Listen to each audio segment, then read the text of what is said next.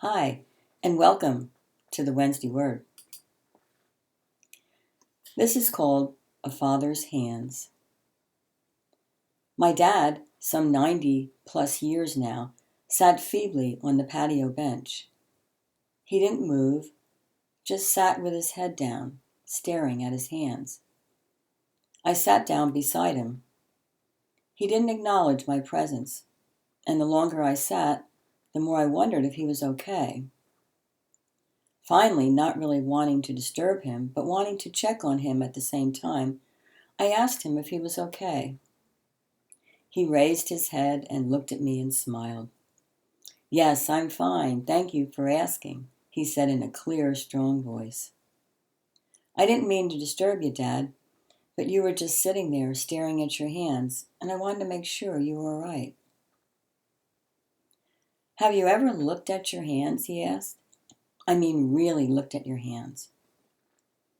I slowly opened my hands and stared down at them.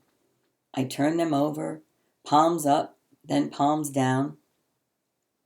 No, I guess I had never really looked at my hands as I tried to figure out the point he was making.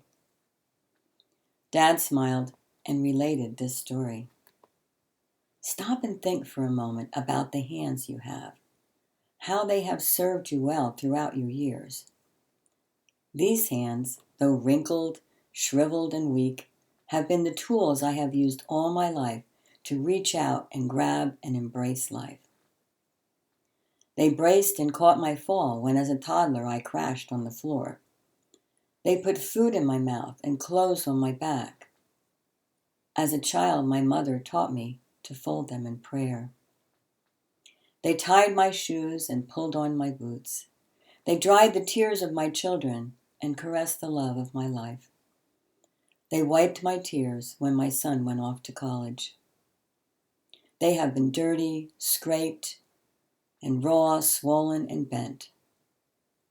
They were uneasy and clumsy when I tried to hold you as a newborn daughter. They wrote letters home when I was away and trembled and shook when I buried my parents and my spouse. They have held children, consoled neighbors, and momentarily clenched into fists of anger when I didn't understand. They have covered my face, combed my hair, washed and cleansed the rest of my body. They have been sticky and wet, bent and broken, dried and raw. To this day, when not much of anything else on me works real well, these hands hold me up, lay me down, and again continue to fold in prayer. These hands are the mark of where I have been and the ruggedness of my life. More importantly, it will be these hands that God will reach out and take when He leads me home. With my hands, He will lift me to His side, and there I will use these hands to touch the face of Christ.